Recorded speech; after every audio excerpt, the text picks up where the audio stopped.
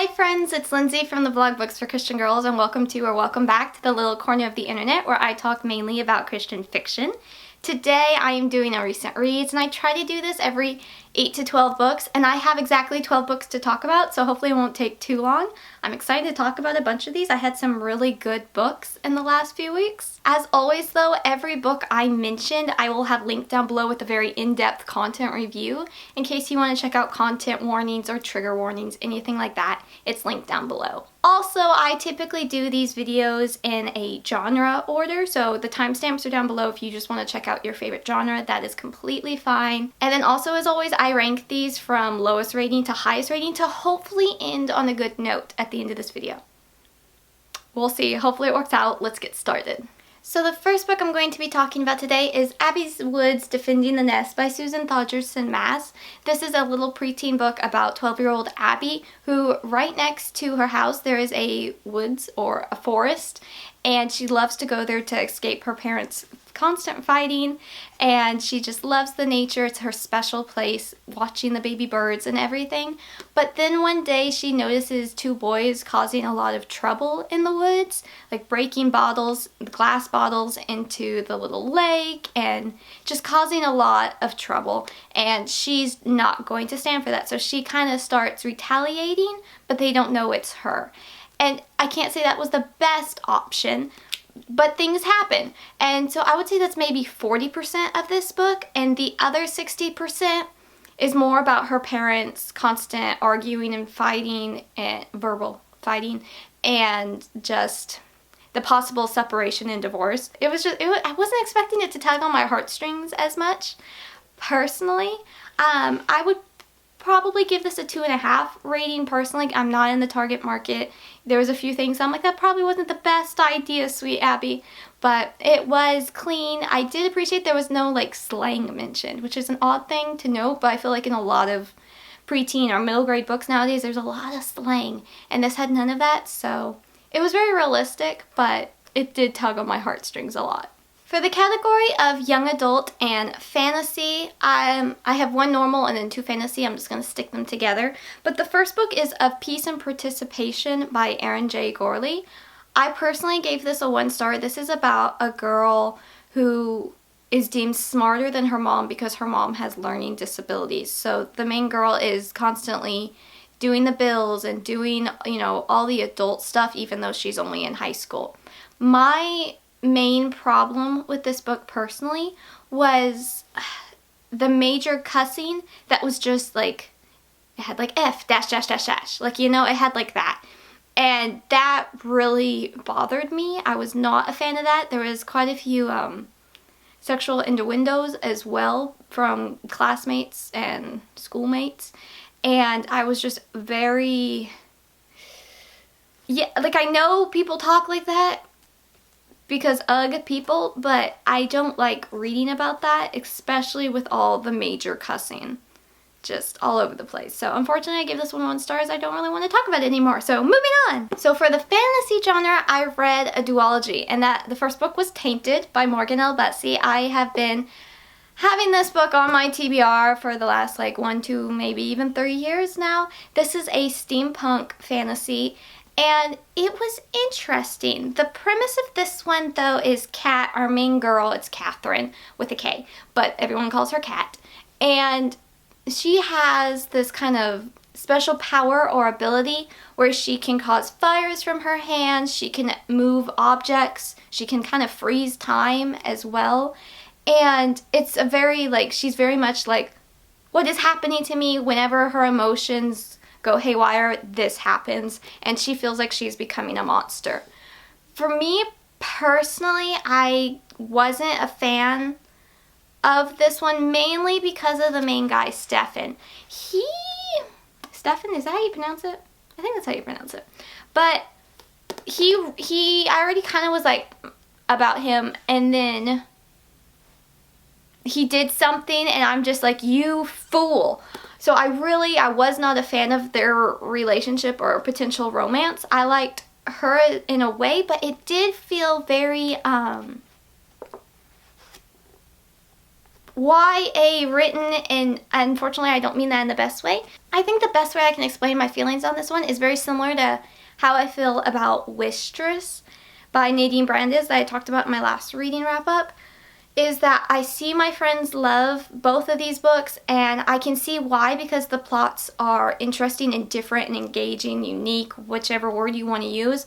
I get it, but there's just something in it that the plot just doesn't work for me, and I can't figure out why, besides the fact that they're both on that fantasy side, especially Wishtress. I think you would call it a high fantasy, so it's very fantasy-ish, and I'm just not that person. And with this duology, I also read Awaken, which I'll talk about in a minute, but this one, I think, just bottom line, I just don't think it's for me, and I was really disappointed about that because I enjoyed this author's other steampunk duology, which was a Skyworld duology, which was Secrets in the Mist and Blood Secrets.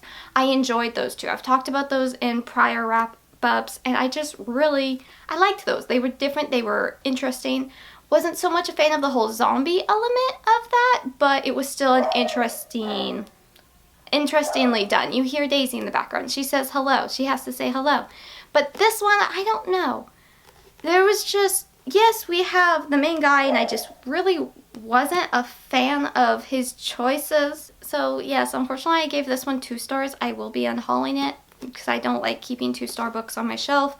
And then I, just last night, as of filming this, read Awakened, which was book 2. And I read book 2 because I wanted answers. So like you can see, I was engaged into the plot. I wanted to know what was going to happen. I wanted Kat to be okay, really. I didn't really care about him. But I wanted her to be okay. I wanted to like find out exactly why this was happening to her. So I was engaged in the plot. I just feel like the execution wasn't my thing. And with this sequel, it was interesting. Can I just leave it at that? It was just interesting because this is something I'm noticing in fantasy books. My feelings is when they're Christian fantasy, there's, you know, typically Christian content, right? And the allegory, I feel like, always works better, in my opinion, than having straight up God's name mentioned and Jesus' name mentioned. For some reason, it just throws me when you have fantasy that has his actual name in it. And I can't really explain why yet. Give me a few videos to think on it, and maybe I'll be able to explain it at some point. So I feel like had this been more of an allegory, I probably would have done better with the faith content. But as it was God's name was mentioned. They were calling out to God, especially Kat, for helping her because she feels this monster inside of her. Every time she uses her powers, she feels more numbness in her chest. She doesn't feel her heart. She can cut herself on her chest and she feels nothing. And it's just progressing in a not good way, right? So I don't know how I feel about like the theology aspects of this one at that ending, but I also gave it about 2 stars. And now on topic of the book, but off topic of the theology parts, I would be curious if anyone else noticed this, or maybe I might be overly sensitive to this, but if you've read both steampunk books, book series, duologies by this author, did you notice that, like, in Skyworld, not the main villain, but, like, a minion of the main villains that was trying to become his own major villain was a major burn victim? And then in this series, this duology, not the main villain, but again, one of the minions under the main villain was a major burn victim. And then you have, like, the main characters fighting them, and, like, they're described, and because of those 2 villain-esque characters, because of what they went through and ended up burned, they also ended up, their character traits changed for evil. And like that was kind of like, you know, their villain origin story, if you will. And I have to be honest, I don't know how, that doesn't settle well with me that those are representing burn victims. And I definitely don't think the author meant any ill intent about that. It's just an interesting coincidence that I don't like. And maybe that's because I know people who are burn victims and major burn victims, and that's just not the representation I know they would want. And yeah, off topic little tangent there, but that just was an interesting coincidence, I guess you could say, that I noticed about both of the steampunk books, and that just doesn't settle well with me. It was a miss for me personally. I will still be trying out the author's Ravenwood Saga. What is the title of that? I have a couple of the books of this trilogy. So I do plan to read that. I've heard that is her best one. So I'm going to try. I'm going to see. We'll see. So moving on into contemporary, I have a good book to talk about finally, and that is A Seaside Wonder by Melissa Tagg. Okay, so first off, I gotta say, this was a little kissy in my taste, like it was a little much, but I personally gave it a rating of 4 stars because I really just enjoyed the different topics discussed and the characters. So our main girl, Indy, has a lot of secrets. Let's just put it that way. And she does like the whole furniture flipping and everything, but the main part of the story is really a spoiler. Like, I feel like the back cover tells you basically nothing, and that's kind of what I feel like you need to go in with personally. So the only thing I'm going to tell you, because I want to remain like spoiler free, and you know, I don't want to tell you anything that will jeopardize your enjoyment of the book. But it has to do a lot with biological families and adoption. And those are 2 very near and dear topics to my heart. And I just loved how the author portrayed how beautifully broken the adoption process is, and just all the emotions and the feelings. I just really, really enjoyed this one on that level. But then also the romance between the main couple was literally the cutest thing. Like, Philip, okay, I have a type. I have figured it out. It is the awkward giraffe-like guy. And I saw this in Storing Up Trouble by Jen Turano. I'll put the cover here. I'm pretty sure it was this one where, like, the main guy is as awkward as a baby giraffe around the girl. And I loved that. And that's what Philip was in A Seaside Wonder. It was adorable. He was just so cute. And I think maybe I like that little, character trope, if you will, of the guy being as awkward as a baby giraffe around a girl, or any girls, is because you know he's not like flirting with other girls or like being misunderstood by other girls. No, he's awkward. He's stumbling over his sentence. I think it's the cutest thing. So him and Indy though were precious together. I was pleasantly surprised by how much I enjoyed this book and the first book, which was Autumn by the Sea. I do think, though, I enjoyed the second one more.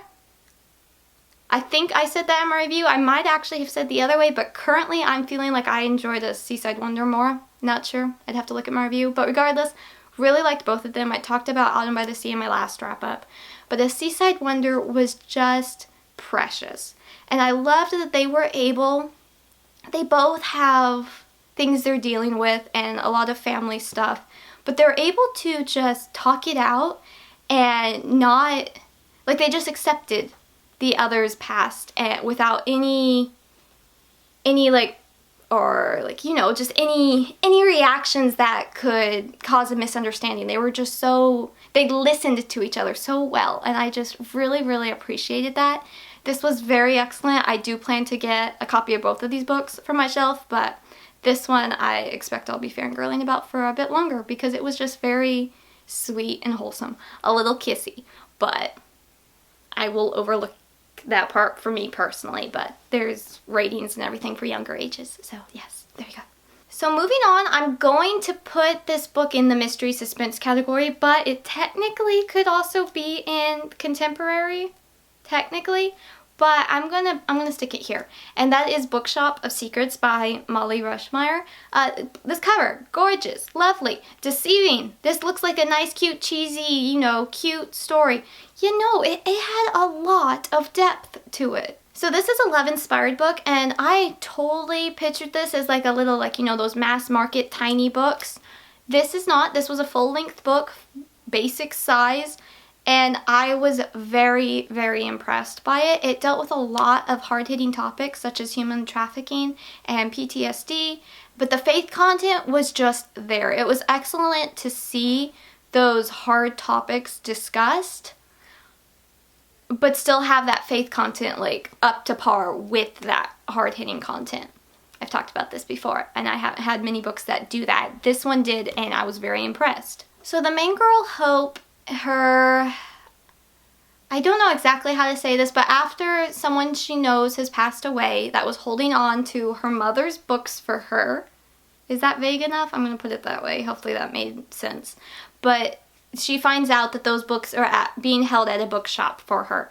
So she goes to this bookshop to hopefully get these special first edition of these classic books.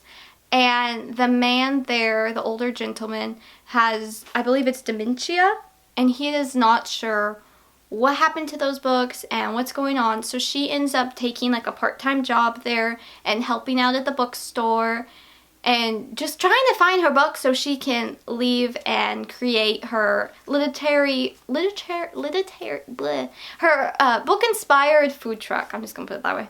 And she just kind of wants to get out of the area, and this is where her mom was raised, and she doesn't really know her mom because her mom passed away, so she was in the foster care system. And then this is kind of a slight spoiler, but it's introduced very quickly into the plot. So I feel like it's very important to note because the cover does not give this off, the back cover does not give any hints, and it's that our main girl, Hope, is a human trafficking victim, and she was in that for 10 years. So it is a very much a forefront of the plot. Like, this is why she is the way she is. She very much has PTSD from all of it. That's a hard topic, you know, to read about. But it never felt a depressingly heavy. Like, it's heavy because, hello, that's the topic, right? But it didn't feel depressingly heavy. And I truly believe that's because of the faith content and the raw, realistic faith conversations and just the hope that was infused in the story is what made this book good for me. And yes, there is a romance, but the main guy was very respectful to her even before he knows anything about her past. And he was a good guy. I really thought they were great together. It was a harder book to read, but it was kept on the cleaner side. It's just kind of alluding to what happened to Hope. And you really just see a lot of her traumas since then. So personally, I gave this book a 3 stars. I do plan to get a copy of this for my bookshelves because there was just something to it that made me think about it for days later. And books that do that in a good way, I have a lot of thoughts on this one, and I went very in-depth on my review at the very end with all my final thoughts. So it's kind of hard for me to just give you like a minute or two talking about this book. So, sorry about that. I hope that worked. It was just like, it was a very,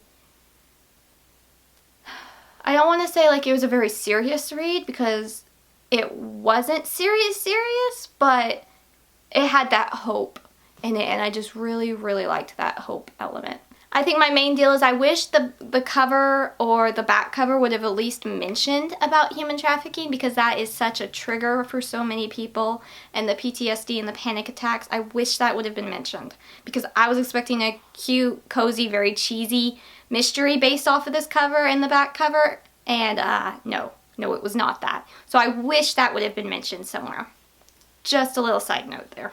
The next book is Endgame by Rachel Dillon, which I hauled in my last book outlet order if you want to see me just go crazy with how much money I spent. I have 3 books I've already read from that haul, and here's the first book, and this is Endgame by Rachel Dillon. I ended up giving this one a 3 stars.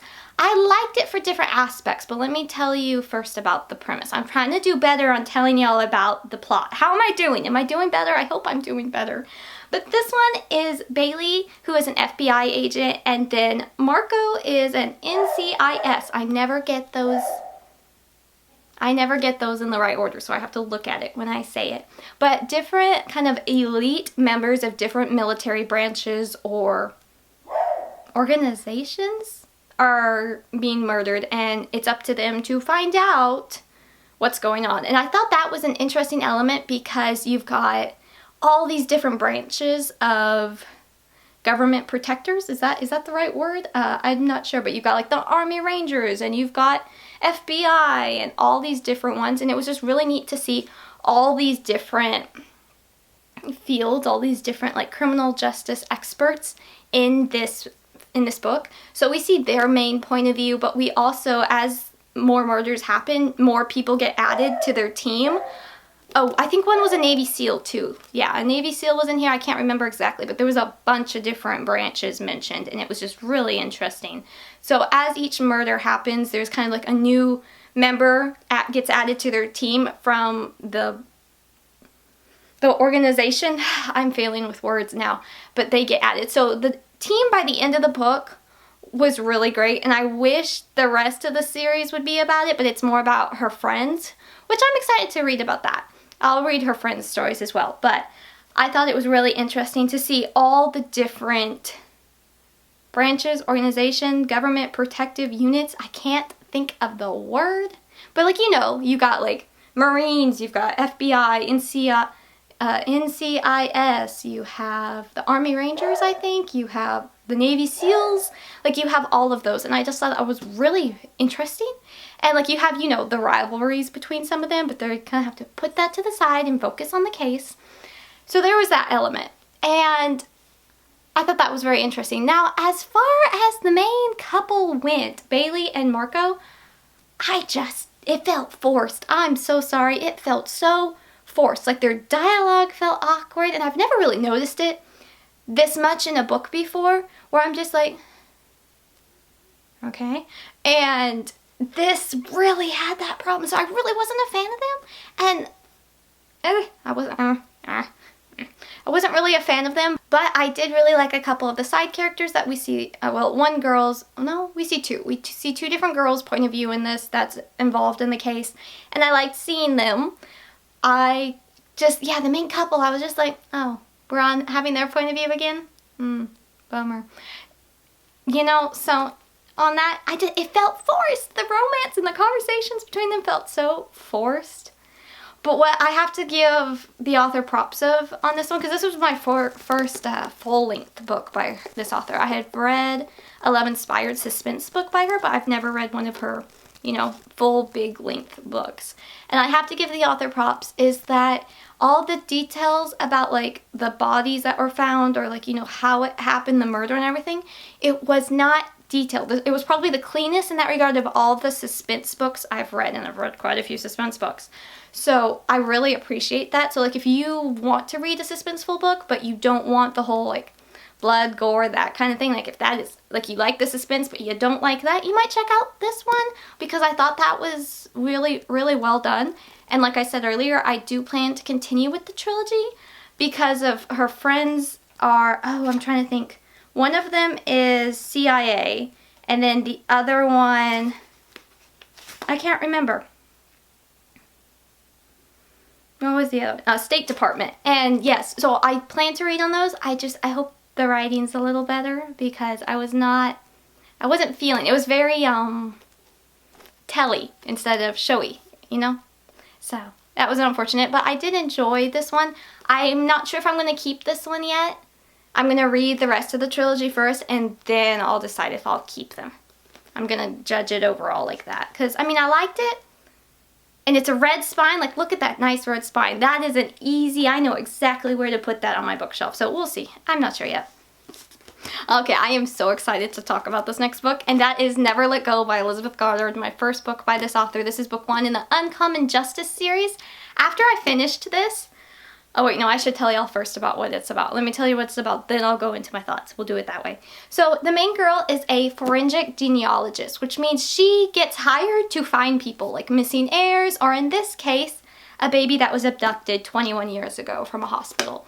So her grandfather has recently passed away, who has raised her and, was the main guy at his company. And she is now trying to take over the company and solve this case for her grandfather. And it was very interesting in that regard. The main guy, though, is actually her ex-flame, as you call it. And I've said before, I'm not a fan of that personally. Typically, but it worked in this book. I'll give you that. So he is going to protect her. He's an ex-FBI agent, and that was just interesting to see an ex-FBI agent and his thought processes. It was very interesting. It was very interesting done. So there is the premise basically of this book. They're trying to find this baby that was abducted 21 years ago, and that just puts them on a giant search. And here's what I really loved about this book. the forensic genealogist side of it. I'm going to struggle with that word. I'm going to struggle.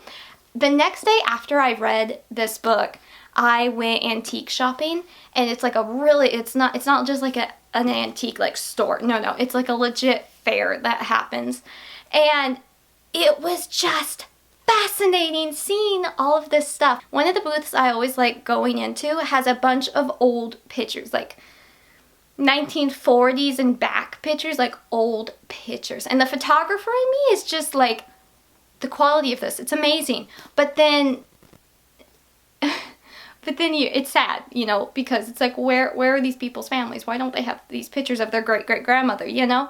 And I just, like, this book made me want to buy a bunch of them and try to find the families, like, be my own little, like, amateur forensic genealogist. I'm gonna struggle with that word.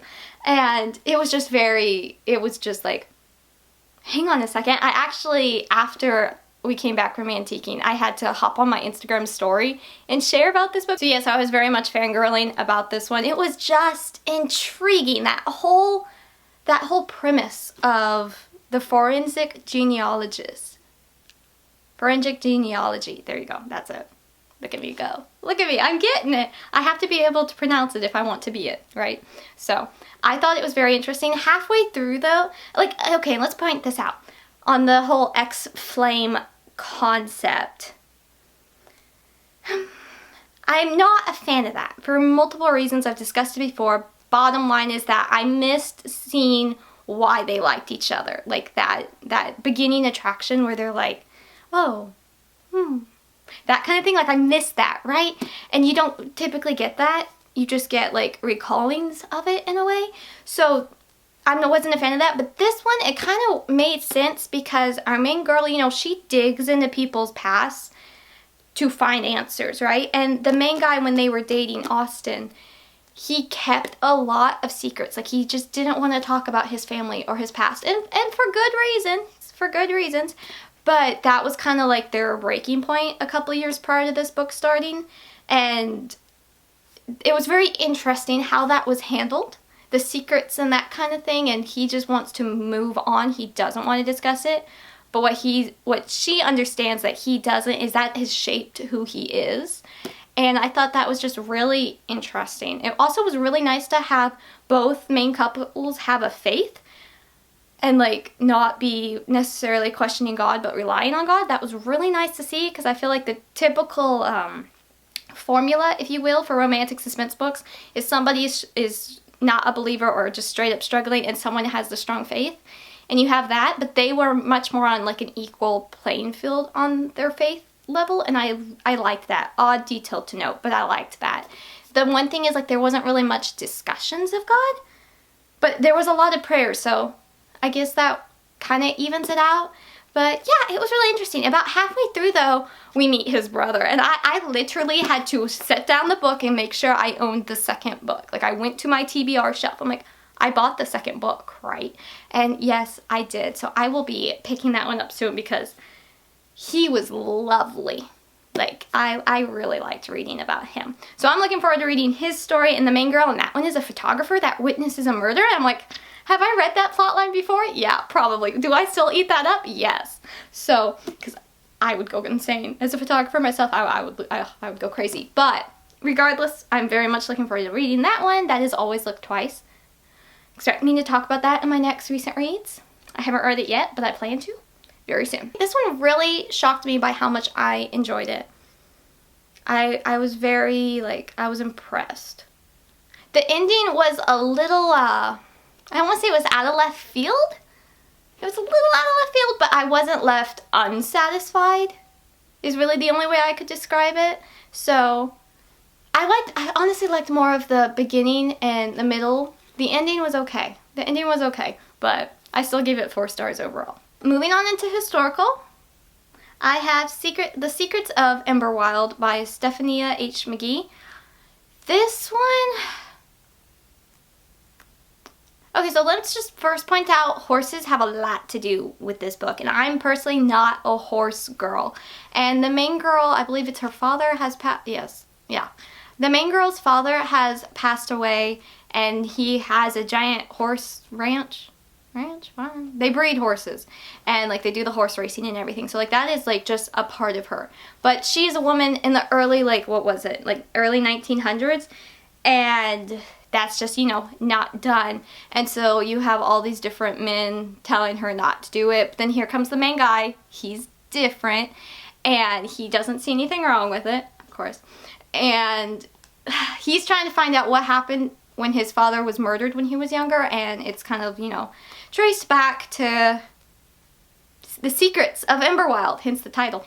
And I think for me, though, it's a lot of horse stuff. So if you like horses, you probably would like it more. They're beautiful animals. I have no great fondness for them personally. The main problem I had with this was her attitude. The main girl's attitude was just so, woe is me, I'm a woman living in the 1900s in a man's field. It's like, cry me a river, girl. I was not a fan of her. I was not a fan of her. And in all reality, the whole plotline was very basic. Like, I'm so sorry. I'm trying to think of positive things. I have one positive thing I'll mention in a minute, but it was just very, woe is me, very basic Christian historical fiction, if I can say that. Like, it reminded me of a book that was published in like the early 2010s, like the early 20-teens, however you say that, like 2010 to 2014, 15. It reminded me of a book set in that time, written and published in that time period. And that is ridiculously specific, I know, but I've read a lot of books from that time period, not from that time period, that were written during that time and published during that time in the Christian historical fiction genre. And that is exactly what it reminded me of. The very, I'm not gonna say that word. How can I put this in a nice way? And the main girl is just incredibly headstrong. She knows what's best. No guy can tell her what to do. And that just does, yeah. And then the main guy's different. You know, he's different. He's different, hang on. It's just, this is such a common, I can't even say trope. It's just a common plot line in Christian historical fiction. And unfortunately, that's what all of this book was. Yeah, I gave it 2 stars personally. I will say my positive is that there really was no content to, like, no major content to note. It was a very basic plot line, y'all. It was very basic. But, yeah, it was clean. I mean, I'll give it that. It was way on the cleaner side, so I appreciate that. It just, the main girl was just like, come on, get a grip. Pull yourself together. Gonna go Edna mode on you, come on. Yeah, unfortunately. Moving on, we have Beneath His Silence by Hannah Linder. I personally gave this one 2.5 stars. The premise of this book is the main girl's sister unexpectedly died, so she is going to go to the man that knows more than he's letting on. And I love this cover. I gotta point out, I think this is a great cover. This was on my anticipated releases for the last half of 2022. And I wasn't sure what to think about it. I think what truly turned me off about this book, though, was how melodramatic it was. Like, I never really could tell you what the difference between melodramatic and dramatic was. This would be melodramatic. It just in the sense of a lot of things happened that just didn't, like, it was a lot of unrealistic things. Like, it was done for the reader's gasping, if that makes sense. And so, for some reason, I didn't figure out, based off the back cover, that the guy that she's going to find out more about her sister's unexpected death is her sister's husband. And then, I kind of say that's a little in my opinion of, she starts falling for her brother-in-law that she's never met. So she poses as a governess to her nephew, who, like, you know, it's a whole secret. Nobody knows who she is. She's going under a different name, that kind of thing, to try to figure out what happened to her sister. And there was a lot. There was a lot. And I don't know, y'all. I was really, really sad. Because, like, Regency mystery, I'm in. Clean Regency mystery, I'm in. Like, you know, that's just, yeah, that's an easy sell to me. This one, though, it was just, was just a lot. I had very mixed feelings. I do think possibly I had overhyped this book in my head before reading. I was really excited because, you know, keywords clean, Regency mystery sells me right there. But unfortunately, yeah, I gave this one a 2.5 stars. I would try out another book by this author, and I was just, yeah, it was unfortunately disappointing that I didn't enjoy this book as much as I thought I would. So the last book in the historical genre is another Regency, and that is A Castaway in Cornwall by Julie Klassen. I've decided that I really like Regency books, and I feel like that's been apparent this year with how many Regency books I've read. Like, I feel like I've read quite a few, actually. I should count how many I've read. Anyway, I really like Regency books. They've become almost a comfort read to me. But this was our October pick of the month for our Christian Booktubers book club, and I was really excited that this one got picked because, you know, I had just bought this one in my book outlet haul, and I was excited. In my last recent reads, I talked about how I had read The Bridge to Belle Island, and I gave it 3.5. I liked it. I thought the mystery elements were really, like, interestingly revealed. This one, though, kind of had that mystery element as well, in the sense of the main girl. Okay, now this, let me tell you this. I'll tell you the premise first, then I'll tell you my thoughts. I'll do this properly. But this one, the main girl, Laura, lives in Cornwall, hence the title, and she's living with, okay, so let's follow this family tree. Her parents passed away, and when she was like 15, I think was about that age, and so she went to live with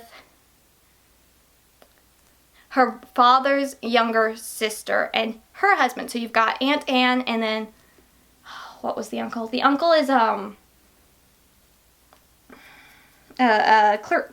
clergyman. I have seen that word so many times I can spell it. I can't pronounce it. And so that happens, but then something happens, so she's just living with the uncle, and then the uncle gets remarried, and now she's with no one that is a blood relation to her. And she's not mistreated there, but she's never been really welcomed by her new step-aunt, who has a daughter, but the daughter and her really get along, so that's great. So did you follow that family tree?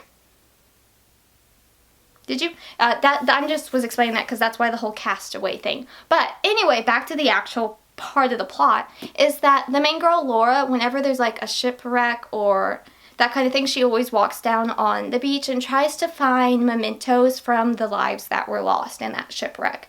So you've got like a hat, you've got a message in a bottle, the message in the bottle, oh my goodness, okay. And you have all these little things, and she's trying to return them to the family of the person. And I just thought that was so neat. It was really interesting reading this one after Never Let Go, because, you know, that my brain was like, okay, this is the suspense version of this plot. This is like the nice, kind of calm Regency version of this plot.